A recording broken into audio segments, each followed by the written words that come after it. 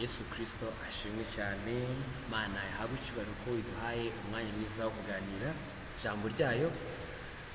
Ni iby'igiciro gikomeye cyane kugira umwanya wo kuganira ijambo ry'Imana, nk'uko duhora tubisangizanya. Ijambo ry'Imana ni ijambo nyine ry'Imana, ijambo Imana yashyizeho kugira ngo ritubere umucyo. Bibiliya iratubwira mu Butumwa Bwiza bwa Yesu Kristo bwanditswe na Yohana igice cya mbere, aho batubwira jambo uwo wahoranye n'Imana, jambo uwo akaba ari Imana, nta cyaremwe kitaremwe nawe. Hari naho Yesu yabwiye abayuda arabwira ngo Aburahamu uwo atarabaho ndiho. Abayuda bamutera amabuye. Uwo jambo rero niwe wabaye umuntu, tujya tuvuga ngo mu rurimi rw'abanyamahanga ngo ni reincarnation. Yambara umubiri, ijambo ryambara umubiri, umwuka w'Imana wambara umubiri uza mu isi, umera nk'abantu, bana n'abantu. Haleluya. Uwo nguwo ngo niwe waje ari umucyo. Ijambo ry'Imana umucyo guvira mu isi, ariko ngo ab'isi ntibawumenya. Ngo icyakora ngo abamwemeye bose bakizera izina rye yabahaye ubushobozi bwo kuba abana b'Imana. Ngo abo ngabo bemeye kuba abana b'Imana. Hari igihe abantu banga kuba mu rugo da. Ngo abo ngabo rero babaye abana b'Imana, ngo ntibabyawe n'umubiri n'amaraso, reka nongereho ngo n'amaraso gusa, ahubwo babyawe n'Imana. Kuvuga ngo tuvukira mu nda za ba mama, ariko tukabyarwa n'Imana. Haleluya. Imana ishimwe cyane ko twabyawe nayo. Ngo Yesu abwira umuyuda Nikodemu ngo ntabwo bishoboka ko wajya mu ijuru utabyawe n'amazi n'umwuka, kubyarwa bwa kabiri. Nikodemu arabaza, se nzasubira mu nda ya mama bishoboka bite ngo nongere mvuke? Aravuga ngo ugomba kubyarwa n'amazi n'umwuka. Mbese hari aho Pawulo yageze arabaza ati, mbese mwamenye yuko umwuka wera ahari ari muri mwe? Ngo ntabwo tubizi niba yaraje. Arabaza ngo mwabatijwe mu mubatizo ki? Ngo twabatijwe umubatizo wa Yohana.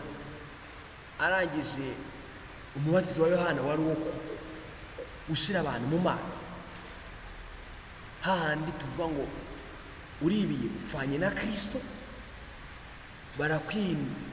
barakuzamuye ukuye mu mazi uzukanye nawe.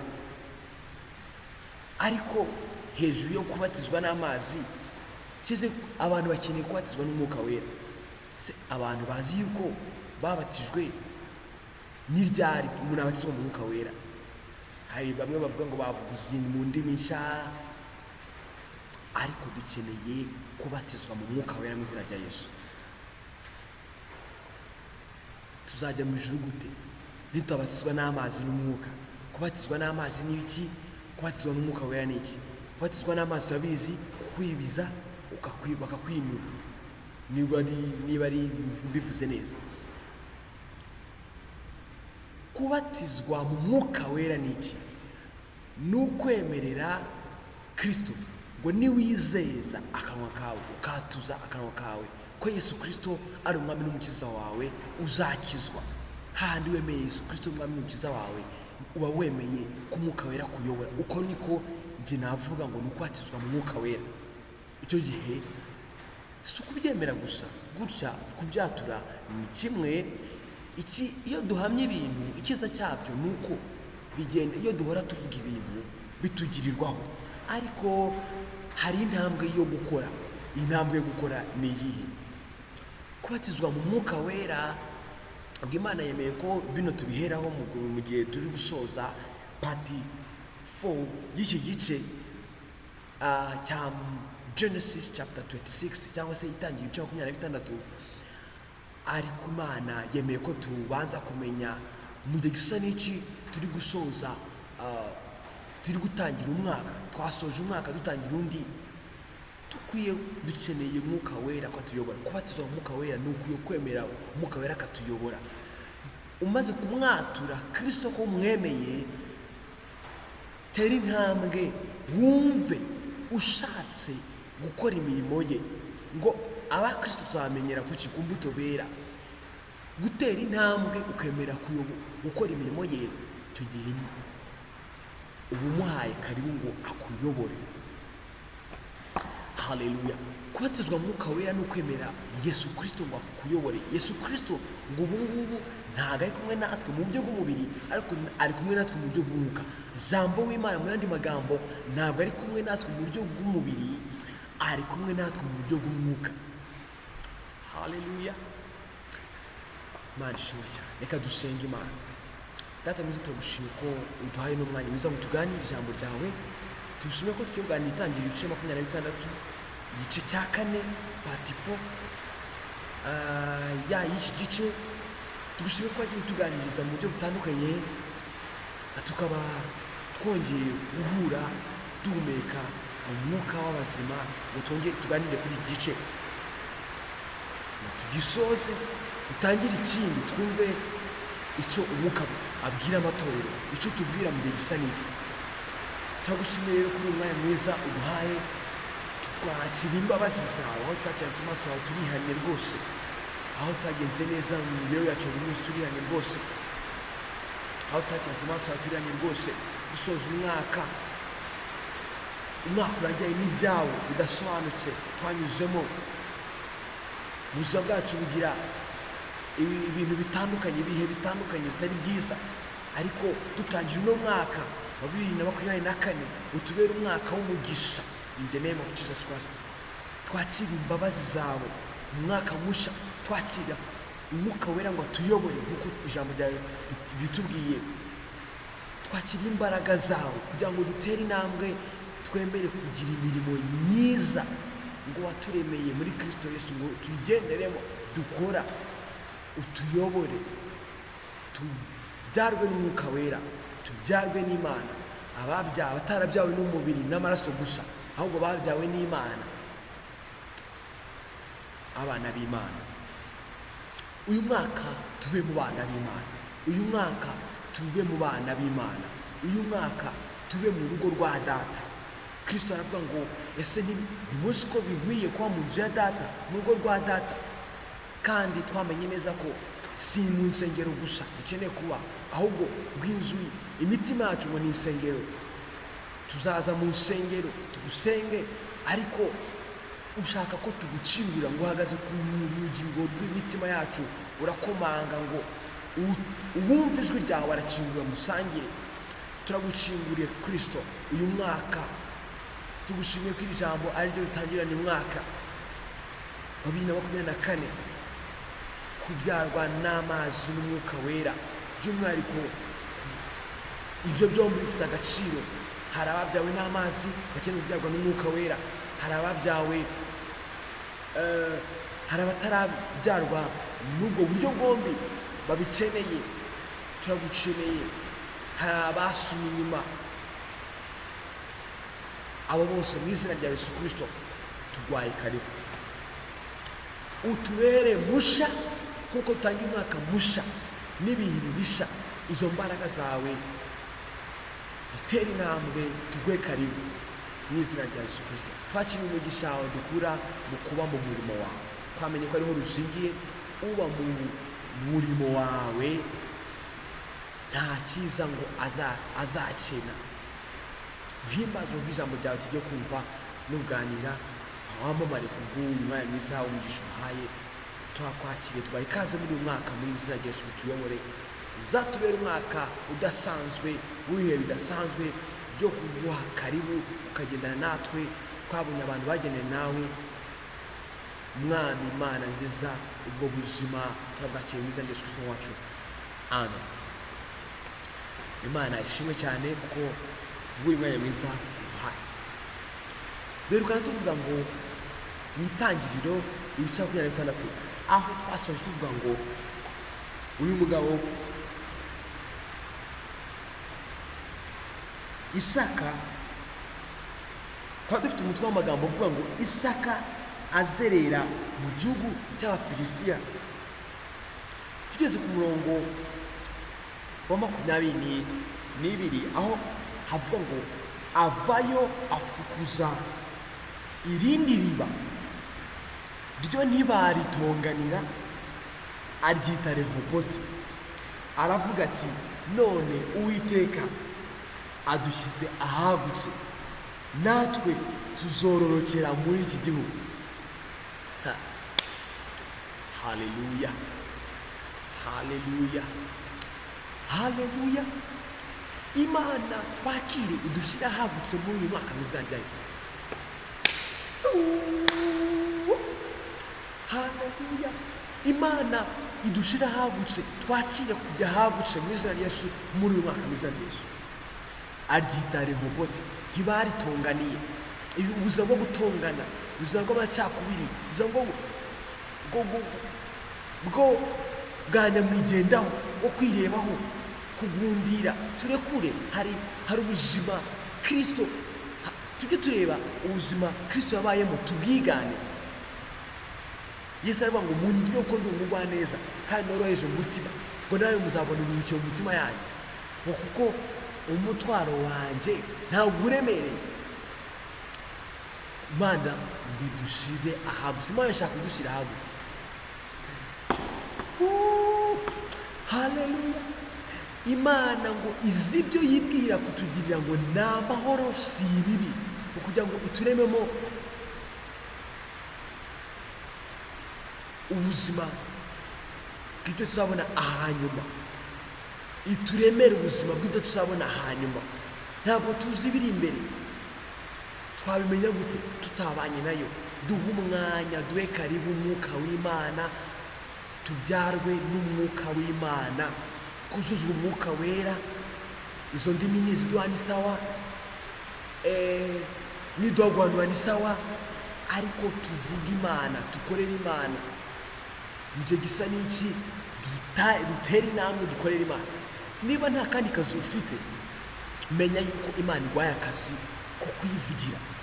Akandi kazi hari igihe hari akazi k'inyongera. Biriya ino mirimo ya buri munsi ni inyongera yo kudufasha, ariko niba utayifite, ufite akazi waremewe guhimbaza Imana, kuvuga Imana neza, gukorera Imana mu buryo butandukanye. Dukorera Imana mu buryo butandukanye. Uri mu kazi, uri muri akorera Imana, ariko ntibikuraho ni n'ahantu heza ho gukorera Imana. Ni ahantu Imana igushyizeho gukorera Imana.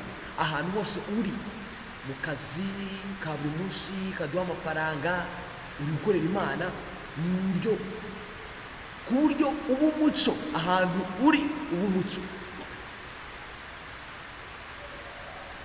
Haleluya.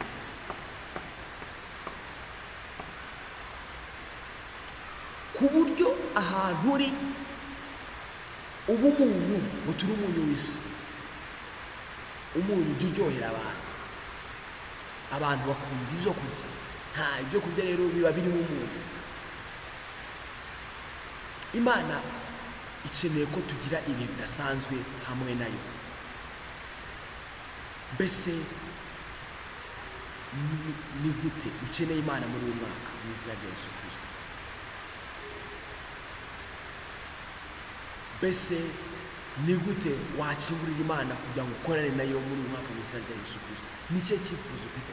Ariko Imana itangiye umwaka itubwira ngo tuyikingurire umwuka w'Imana, atubyare tuba abana b'Imana. Abana b'Imana nta kintu bajya bakenera, ubundi dushyira ahagutse. Hejuru y'aho ngaho Imana igushize gukora akazi, hari abatagafite. Habe neza ukore umurimo w'Imana n'ubwo buryo Imana iba yaguye uburyo bwo kuyikoreramo. Ubundi nanone niba utafite ubwo buryo bundi, hari uburyo bw'ibanze buri original navuga ko ibindi byose ni inyongera, ariko hari ngo ubwami bw'Imana tubanza kubamo, kubaka, mubanze mushake mubanze mushake ubwami bw'Imana no gukiranuka kwayo. Aho niho Imana dushaka mu umurimo wayo ivuga ngo niko kazi, nicyo twaremewe.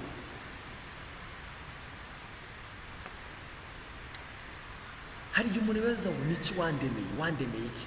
Ni umurimo w'Imana, ahubwo menya uburyo strategy uko uri buwukoremo. Kandi buriya ntabwo twamenya icyo Imana dushaka tutakinguye cyangwa se tutaje mu bihe byo gusenga. Imana idushaka mu bihe byo gusenga, ibihe byo gusenga abaririmbyi babivugaho ibintu byinshi cyane n'igitabo cy'indirimbo. Ibihe byo gusenga tuzabirekera ngo tugeze mu ijuru. Imana ishaka mu bihe byo gusenga mu izina rya Yesu.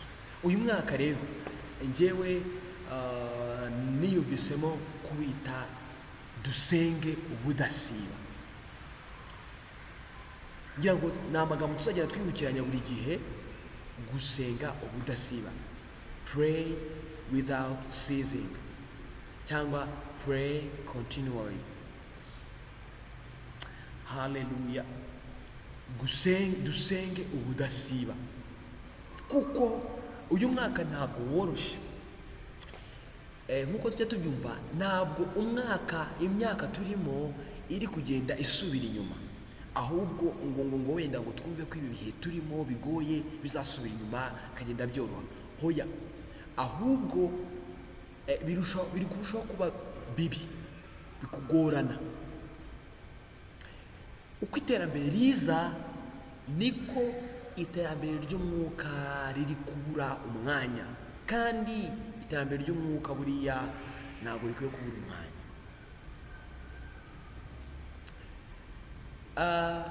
Imana yabwiye Abisirayeli ngo nimbageza i Kanani tuhageranye n'igiterambere, nimuzibagirwe ngo kugira ngo mutibagirwa amategeko yanjye n'amateka yanjye, ngo icyo gihugu mbajyana mu kitazabaruka.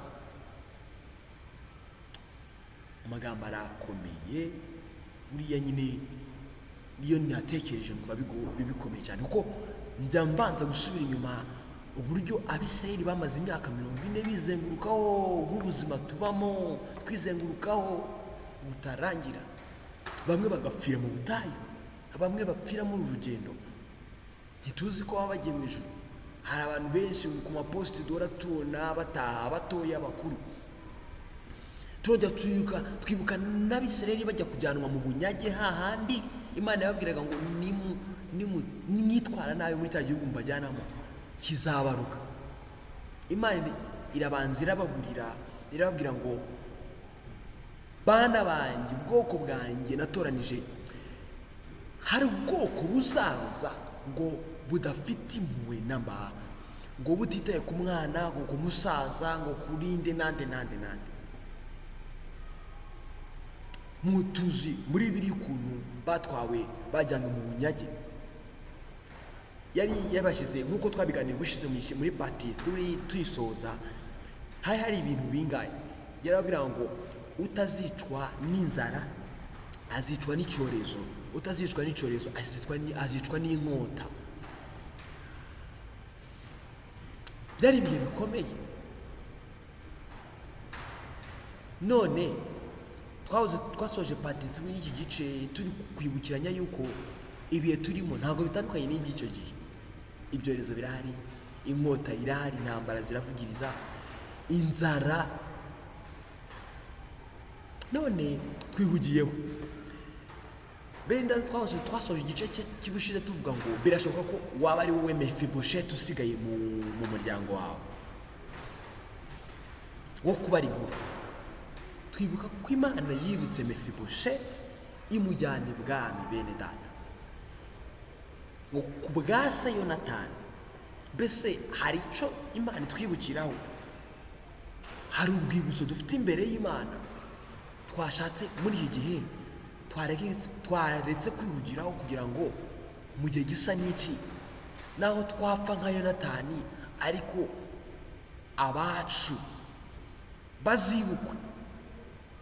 bazibukwe mu gihe gisa n'iki bajye babe Bwami. Bibiliya ni igitabo cy'umwuka, bisaba kumva ibintu ukabyakira, niba ubikunze ukabyakira. Kandi Imana ni umwuka, ngo abayisenga bayisenga mu kuri no mu mwuka. Ngo nicyo gihe tugezemo, ng'igihe kirageze ngo abasenga data ngo bamusenge mu kuri no mu mwuka, ngo kuko abo ngabo ari bo data ashaka ko bamusenga. Imana ishimwe ko tuyisengamo, ari ubwo buryo yahisemo ko tuyisengamo. Iyaba tuyireba ubanza abantu bayica nyine, kuko abantu ntibashaka kuyoborwa nayo nk'uko bishe Yesu.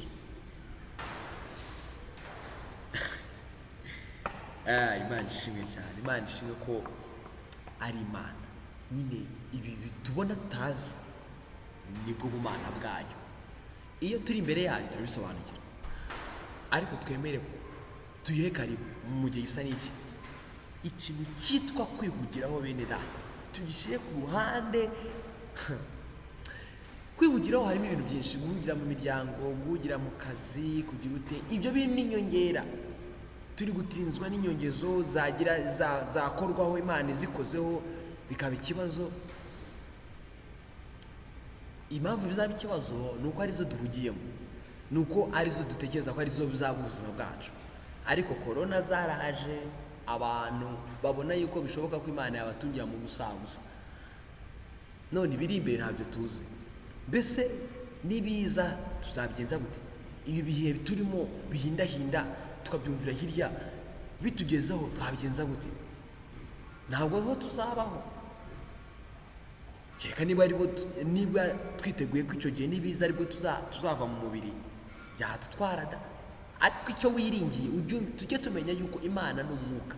Ibintu biri wiyumvira ibyo ngibyo, buriya ntabwo dutandukana nabyo. Ntabwo ubuzima bwacu butandukana n'ibyo ndi gutekereza. Ibyo ndi buhe karibu mu bitekerezo byanjye ni uko ubuzima buzagenda. Ninumva ko igihe runaka nikigera nzapfa, ninumva ko nkwiye kubaho, nzabaho.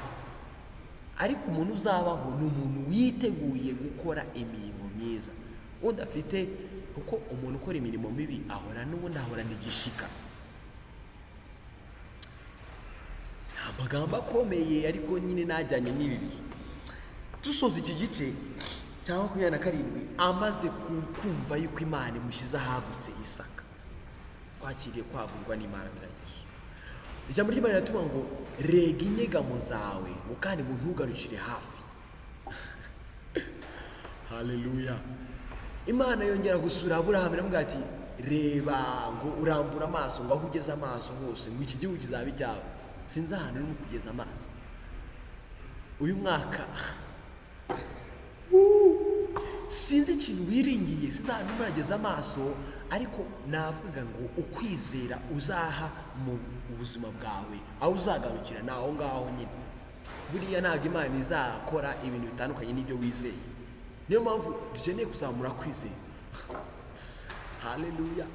Niyo mpamvu ngo buri umwe ashobora kuba mu cyaro undi akaba mu mujyi, buri umwe akumva nyine aranezerewe. Yakumva adashaka kuba mu cyaro akazamura kwizera, ukabona yageze mu mujyi. Nta kundi ntabwo wapfa kugera mu mujyi ngo bizane gutyo gusa. Ubanza hari kwakira, kubyiyumvamo. Kwizera ni urufunguzo rumanura gahunda y'Imana, plan. Hari ibintu Imana yateguye kuza bwacu binini bigari cyane, ariko tuzabigeraho ari uko twateye intambwe. Gusenga ni kimwe, ariko dutera intambwe yo kwizera. Kwizera rero ni urufunguzo rukingurira Imana kugira ngo izikore.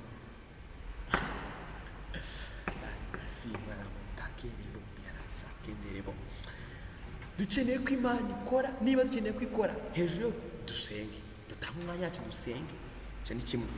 Si gusenga n'uburyo bwinshi. Umusenga mu buryo bwose bwo gusenga no kwinginga. Mwaka ni gusenga udasiba. Ugerageze usenge. Nyuma yo gusenga ibyo usenze ubyizere. nushaka numva kwizera gushatse gushira wongere usenge. Niwumva utari hari ahantu ushaka kugera kumva ntushaka kwizera, ibintu byose bishingiye mu kwizera. Ni ngo kwizera niko kwatumye babandi Abaheburayo 11 babaho buriya buzima, abasogokuruza dusoma muri Bibiliya. Imana ibirata. Imana ikeneye kutugirira neza, none ikajya inatwirata. Haleluya. Avayo rero 23 arazamuka ngo ajye i Berisheba. Uwiteka amubonekera iryo joro aramubwira ati, ndi Imana ya so Aburahamu, ntutinye kuko uri kumwe nanjye. Dukeneye ko Imana itubwira ko iri kumwe natwe. Izabikubwira ryari? Imana ivuga mu buryo bwinshi. Twe nituyiha umwanya nizahitamo inzira inyuramo, ntabwo nyine ari twe tuzayica inzira. Nyine tuyireke yitwa Imana, tuyireke iba Imana. Kuyireka ngo ibe Imana ni ukuyirekera ububasha bwayo n'ubushobozi bwayo n'ubushake bwayo ku buzima bwacu. Yesu aravuga ngo ibyo ushaka aba ari byo biba. Tureke ubushake bwayo aba ari bwo buba ku buzima bwacu. Twebwe tuyiha umwanya, urebe ngo irakora. Isaka yuha umwanya ngo Imana yari imaze kumuha ngo ubukire bwinshi. Baramwirukana, atanya gutonganya amarimi, rimwe riranga, afukura irindi riranga, kwa kundi tugerageza gukora bikanga. Leto arasohemera Kitiribo, arangije agera ahagutse Rehoboti.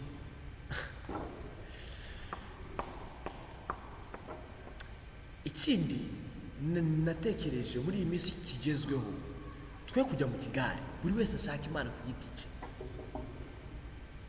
Atari Imana yande y'umushumba wanjye ni iki, umushumba hari icyo azagufasha ni iki gisanzwe, n'abandi muririmbana, ariko abo mugendana mu itorero ibintu by'igihogere ntabwo bigezweho.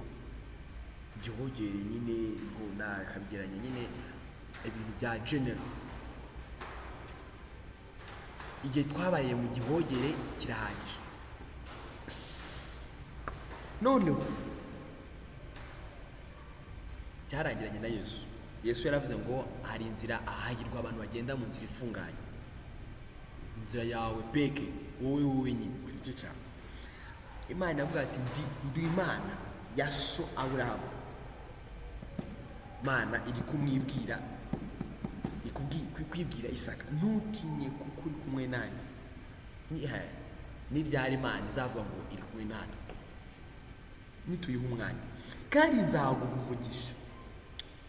Turi kusenga, turi kusaba, turi kwakira umugisha. Ngwiza urubyaro rwawe ngiriye umugaragu wanjye Aburahamu. Wow. Mu mugisha ikora iraprecisinga.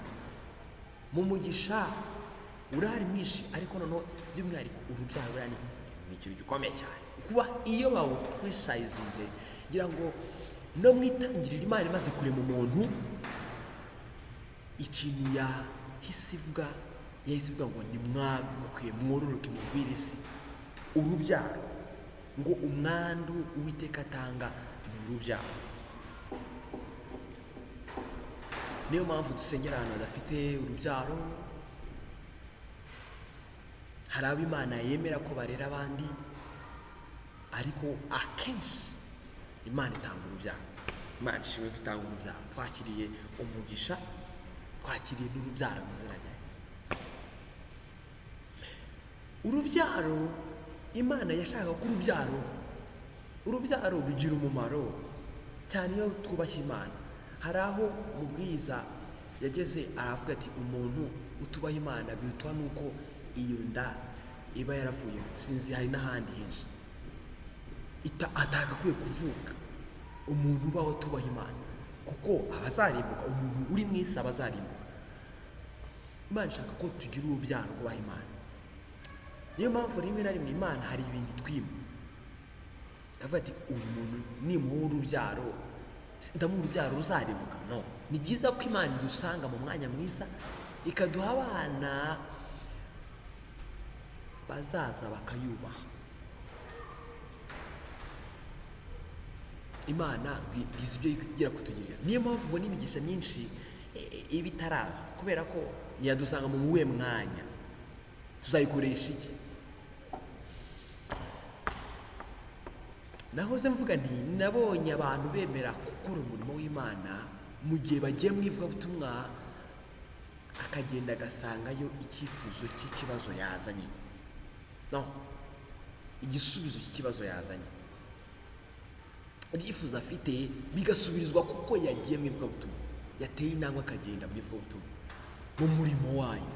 Turakora umurimo w'Imana, duhaguruke dukore umurimo w'Imana, kuko naho uzingi, naho Imana izadusanga.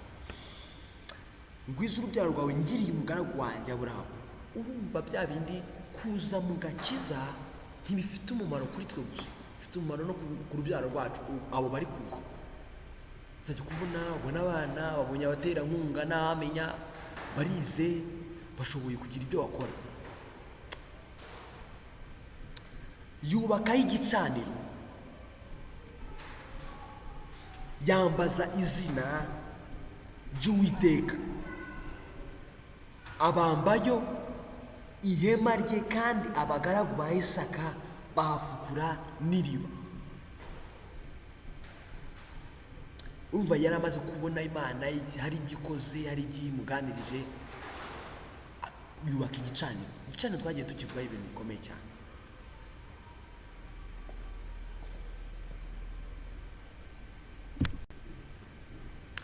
Nuko igicaniro twabonye ko ni amasengesho.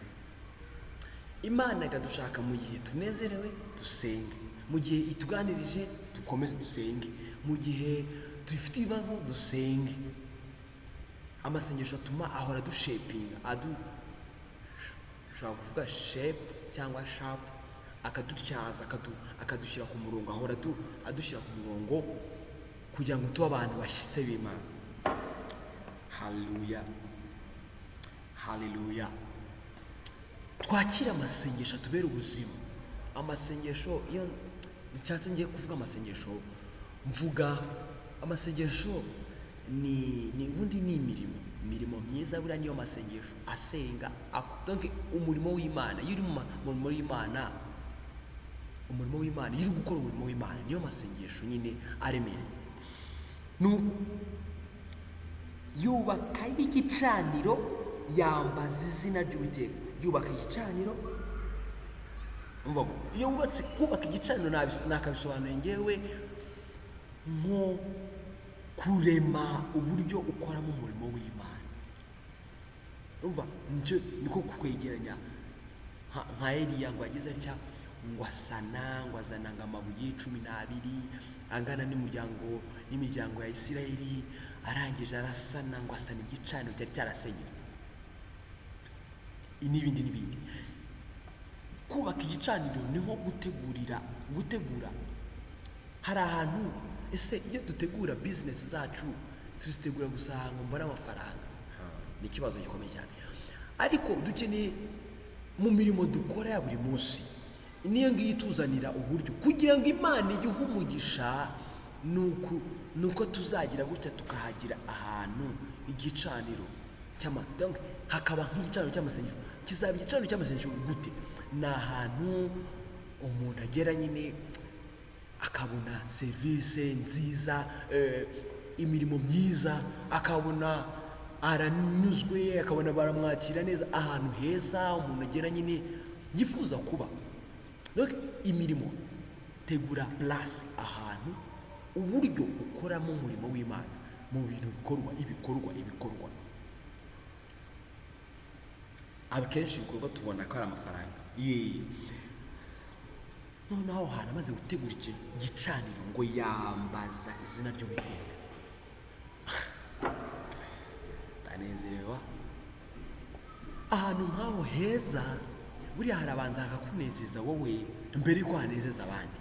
Umaze gutegura, kugira ngo umenye ko wateguye igicaniro, aho hantu ari igicaniro cy'Uwiteka, aho hantu ibyo bintu ukora, iyo mirimo ukora yawe ya buri munsi, ukamenya ko uba uri kusana, uri kubaka.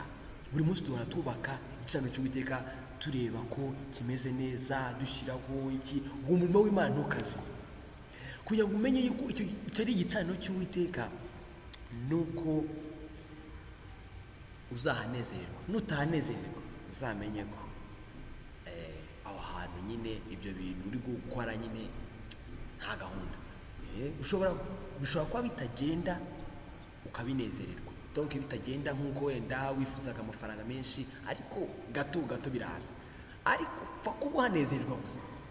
Tegura ahantu ibyo ukora, imirimo, gira imirimo utekereza ukora, witwa ko ari umurimo w'Imana, uyinezere nawe, ubanze uyinezererwa. N'uyinezererwa bizakorohera gukora advertisement, kuyamamaza. Muze kandi abantu bazanezerwa no kwabo. Noneho rero nyuma gato nuhanezerwa uzahambariza izina ry'Imana ry'Uwiteka. Icyo ni kimwe. Cya kabiri, uba ngo abambaye ihema rye. Aho hantu ntabwo wahava.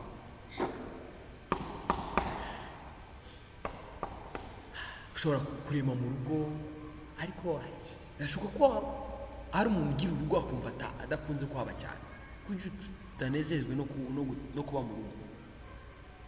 Ukeneye kuhakora ahantu. Hari ahantu Imana ibakingura. Urugero rumwe, hari ahantu Imana yagukinguriye inzira. Izo nzira Imana yadukinguriye tuzigenzure. Izitarakingurwa zizaza nyuma, ariko tubanze tugenzure itaranto Imana yamaze kuduha. Aho hantu yakinguriye mu rugo, haba aho hose Imana yagukinguriye ushobora kugenda ukisanga. Aho hose uhakore umurimo w'Imana. Yego, haba igicaniro cy'Uwiteka. Nangiza uzajya uhambariza ahantu ukora umurimo w'Imana, bizajya byoroha kuhambariza izina ry'Imana. N'ubu utari umurimo w'Imana, isengesho wumva nta sengesho rihari. Niyo mpamvu usanga amasengesho yacu ibintu byarakomeye. Ikindi ngo uzahabamba ihema ryawe, wumva wifuje kuhaba, uhabe ntuhave. Abandi bazaza bahagusanga, kandi abagaragu ba Isaka bahafukura n'iriba. Umva imigisha. Iriba twabonye ko twarijyanye nk'umugisha.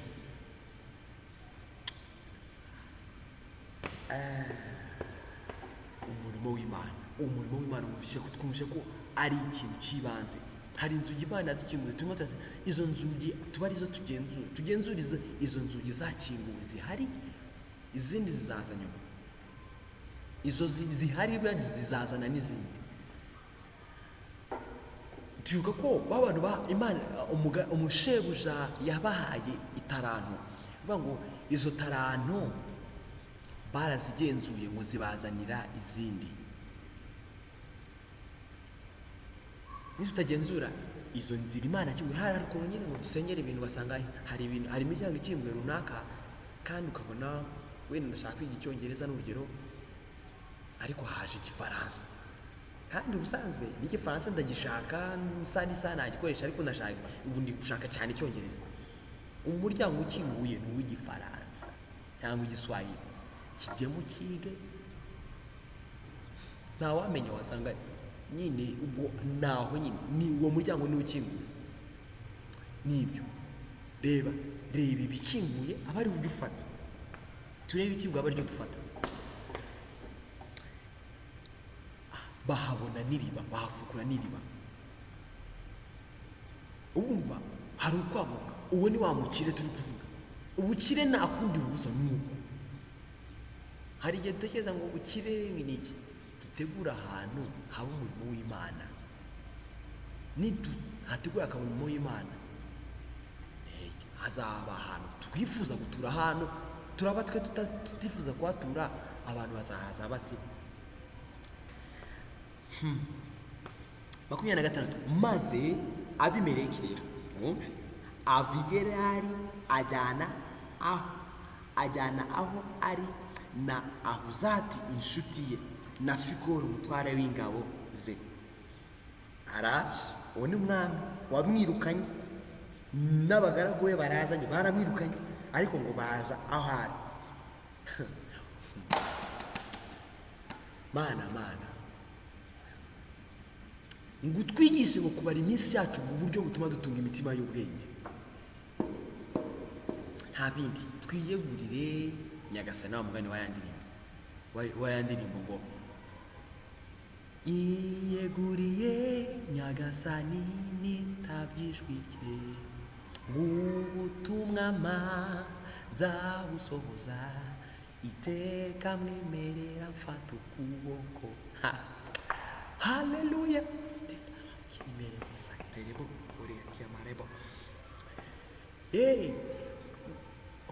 Umurimo w'Imana, ahantu ndi maremo umurimo w'Imana, niba ari mu rugo, niba aho njya hose maremo umurimo w'Imana.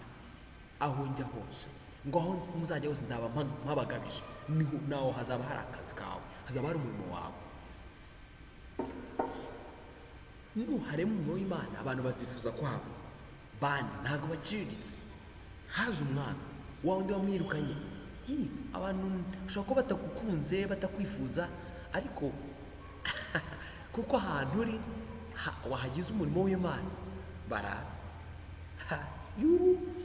Umwami araza n'abagaragu be, turebe bazanywe n'iki. Isaka arabaza ati n'iki kibazanye aho ndi kandi munyanga mwaranyirukanye aho muri?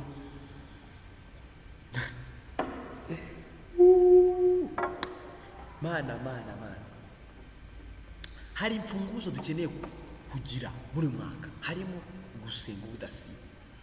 Cya kabiri, gukora umurimo w'Imana ahantu ndi hose, mbarizwa aho ngenda hose bakora umurimo w'Imana. Ikindi niko kwizera, ubundi niko kwizera. Gusenga bwarangwa no kwizera. Kwizera ni iki?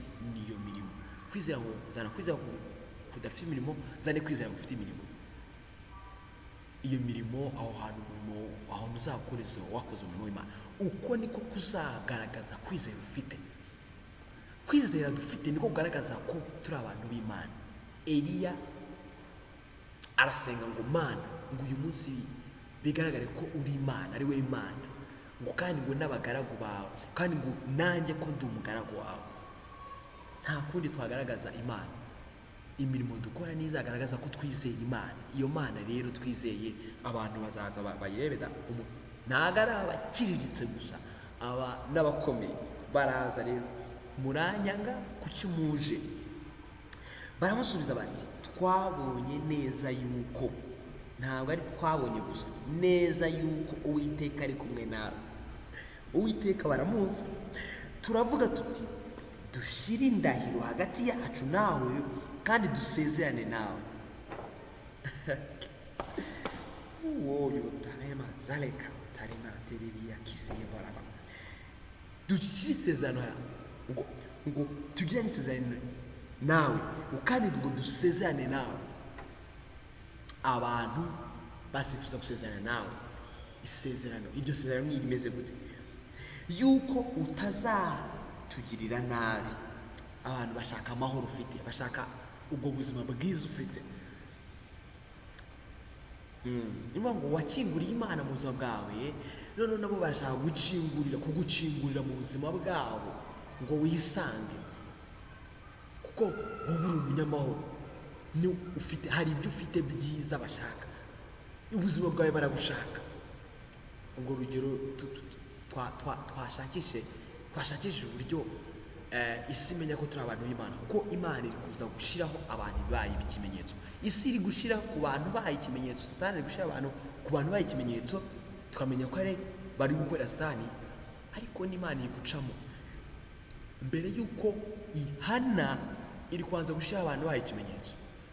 Iri gukohereza marayika wayo mu byahishuwe ngo nagende ateze ibi byago bitandukanye mu isi, ariko ngo abanza gushyira aho abantu bayi ikimenyetso, ngo abo bantu bafite ikimenyetso cy'Imana ntubakoreho.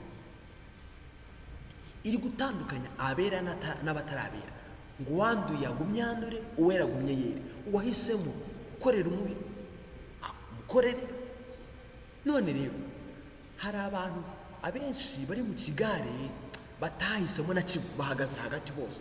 Sinzi itorero Imana iba iri kubwira ngo banza rira udukiya, ameze nk'akazu yazi ngo nzi imirimo yawe yo kudakonje kandi ntubi. Itorero gira udukiya niryo dusohoyemo cyane. Abantu benshi bashaka guhagarara hagati ati ndafata iki, ariko ndafata iki, umwuka w'Imana ndumva mushaka, ariko ntabwo mbizi neza nuko azakora akazi kose.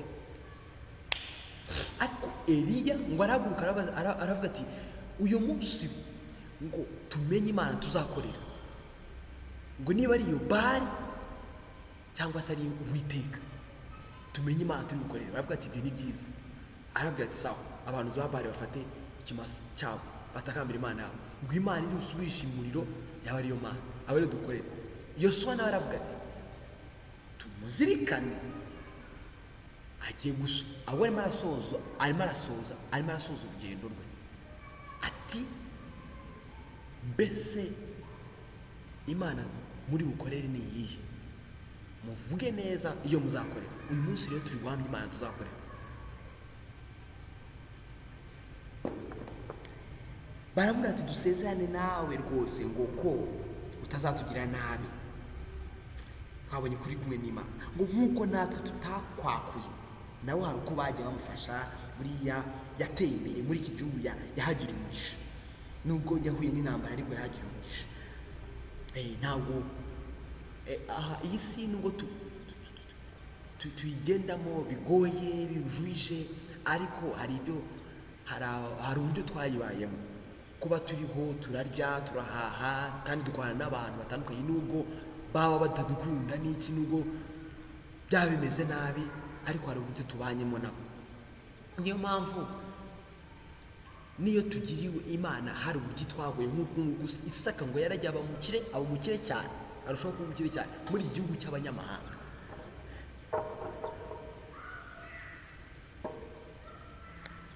Hano turahigira isomo rikomeye cyane, ngo nk'uko natwe tutakwakuye ahubwo ngo twakugiriye neza gusa, ngo tugusezereraho amahoro, none uhiriwe ku Uwiteka. Tumaze gusezera none urushijeho guhirwa ku Uwiteka. Nubwo yongeyeho ngo twakugiriye neza gusa, twumve nubwo Isaka abatekera ibyo kurya, bararya baranywa, bazinduka kare bararahiranya. Isaka arabasezerera bamusiga amahoro.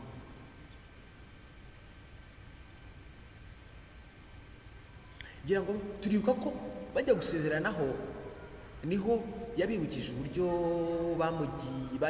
yabibukije umwami uburyo yagiye afukura amariba n'iki bakamugira nabi, bakamutonganira, bakayatwara amariba, akimuka agafata ayandi. Umwami aravuga ati ibyo ntabwo nubwo mbizi, ntabwo wabimbwiye. Kwiburanira hari igihe biba ngombwa guceceka. Akenshi ibintu tunyuramo ntabwo kuburana no kugira ntabwo bijya bitworohera.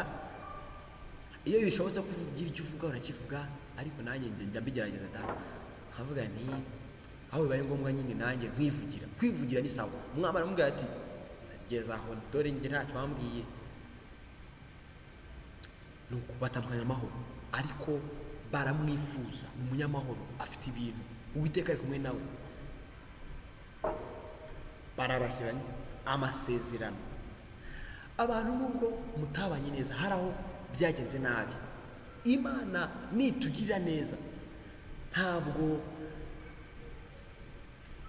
dufite kwihenura, niko nabivuga,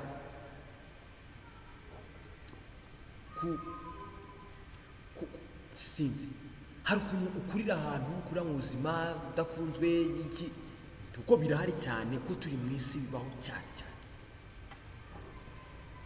None iyi Imana itugirire neza, ntabwo ufite kwibagirwa ngo bamusiga amahoro. Kuri uwo munsi abagaragu ba Isaka baraza bamubwira iby'iriba bafukuye, bati tubonye amazi. Hahandi yagiye Imana yamusize ahagutse akahaguma. Aha ni Imana igukiza ahagutse, banza usorome iby'imbuto zawe. Ati tubonye andi mazi, cyangwa se tubonye amazi. Aryita Sheba, nicyo gituma uwo mudugudu witwa Berisheba na bugingo n'ubu. Wow.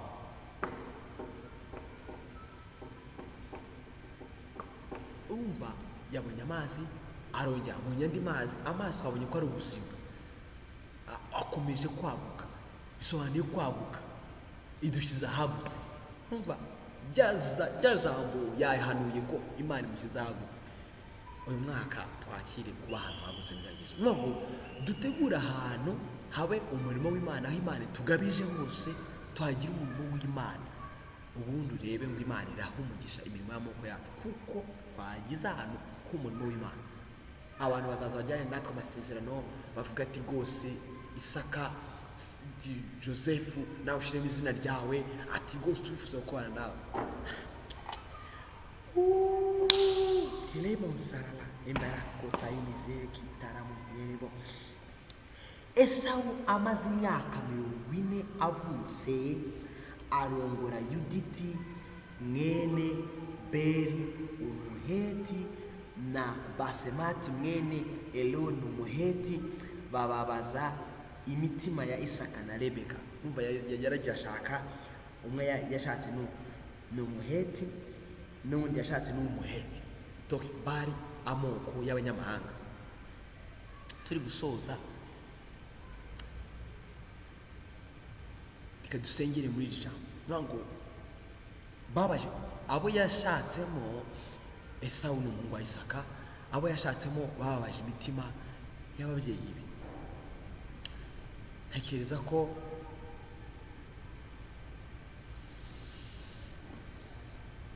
ubusanzwe hari igihe dushaka nyine mu miryango rimwe na rimwe, akenshi ubundi uko bijya bigenda, akenshi simbizi neza, ariko hari igihe dushaka abantu wenda mu miryango yacu badakunze bitewe n'impamvu zitandukanye. Ariko iyi mpamvu yari iri hano yo irihariye nyine yindi, nuko bari bashaka mu banyamahanga. Hari igihe ibi ngibi bijya gusa n'ibyo wenda tubamo buri uyu munsi, bagatekereza mu miryango yacu, bagatekereza yuko ushatse umunyamahanga kuri bo ninde muri iki gihe. Ku munyamahanga kuri bo hari igihe bavuga ati umuntu ntabwo tumuzi neza, ariko hano muri Bible umunyamahanga yari umuntu udakijijwe. Umuntu udakijijwe turamushakaho iki? Nicyo wenda bibazaga, babuzwaga gukora. Wenda ushobora kujyayo, Imana iratangaje cyane, ushobora kujyayo watumwe n'Imana. Simbizi, ntabwo bibaho cyane, ntabwo bikunda kubaho cyane, ariko ni kanunaka umuntu udakijijwe. Ariko abo kuri bo ntabwo bari ubwoko bw'Imana nyine, abanyamahanga. So uyu munsi rero ngo bababaje imitima ya Isaka na Rebeka. Sinzi ubwo niba tuzamenya uko byagenze. Uwo Esawu ni Esawu, so n'umwe muri wa muryango Imana yahaye umugisha. Dusoze tuvuga mu hejuru y'imigisha Imana iduha, dufate iy'ababyeyi bacu cyangwa se dufate iyo twebwe Imana iri kuduha ubu. Nuwe musaruro uzavamo, kuko Imana iduha imigisha kugira ngo urubyaro rwacu ruzakorera Imana, urubyaro ruzaba abantu b'Imana. Witoranya Aburahamu kugira ngo azatoza abo mu rugo rwe kubaha Imana.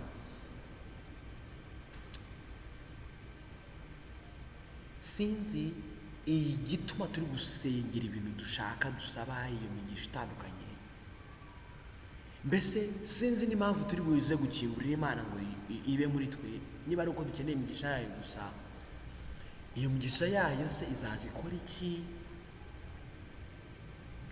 Iravuga iti nzabaha Kanani ngo ikazabaruka nk'uko abo ndi kuyikuramo, kuko ahantu Imana igushyira hari abandi baba barahabaye, niyo ngo hari abiba ikuyemo.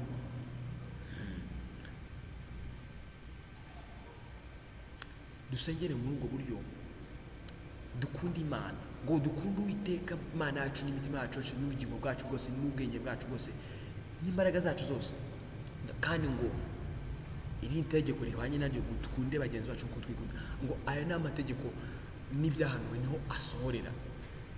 Dukunda Imana atari ibintu tubishaka, kuko ibintu byo nitubibura ntabwo ntabwo tuzaza guterana, ntituzaza dukora umurimo wayo nituba tuyishakaho ibintu by'Imana ngo bijya bigenda gake gake, ariko Imana igira ngo idushepinge kugira ngo bizaze bidusanga twiteguye. Ariko buri munsi iradushepinga kugira ngo buri mugisha mbere y'ukuza ibanza kudushepinga gutyo. Tazayimikore. Dushimiye ijambo ryawe, dushimiye iki gice cya 26 tuganije cyiza, twigemo ibintu bikomeye, twigemo ibintu byose bijyanye no gusenga, kwihangana, kugira uburyo tubana n'abandi, yuko ujya utugabiza amahanga, ukaduha ubukire, icyubahiro n'ubugingo biri mu gukiranuka, mu guca bugufi, mu kubaha Uwiteka. Turakunezerewe, tushimiye ijambo ryawe rero, turakwiragije kugira ngo ukomeze tuganirize n'ibindi bice tuzagenda tuganira hamwe n'uyu muryango w'urukundo rw'Imana, ugukiranuka kwayo, love of God, righteousness, fellowship, abo duhaye ngo tubane ahantu turi gukorera, haba ahantu buri wese anezerwa kuhaba, buri wese yumve ukomeye n'uwohereje yumve yagirana isezerano natwe ryo gukorana by'amahoro.